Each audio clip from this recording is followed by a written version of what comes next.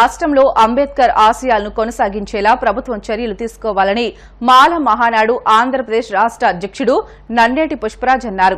పశ్చిమ గోదావరి జిల్లా భీమవరంలో మాల మహానాడు జిల్లా కార్యాలయాన్ని ఆయన ప్రారంభించారు. ఈ సందర్భంగా ఆయన మాట్లాడుతూ ఎన్ని ప్రభుత్వాలు మారినా దళితవాడల్లో ఎక్కడ వేసిన గొంగలి అక్కడే అన్న చందంగా ఉందని, ఇకనైనా ఈ ప్రభుత్వం దళితవాడలపై దృష్టి సారించాలని అన్నారు. దళితవాడల్లో ప్రత్యేక అధికారులను వేసి యుద్ధ ప్రాతిపదికన పనులు చేపట్టాలని ఆయన కోరారు.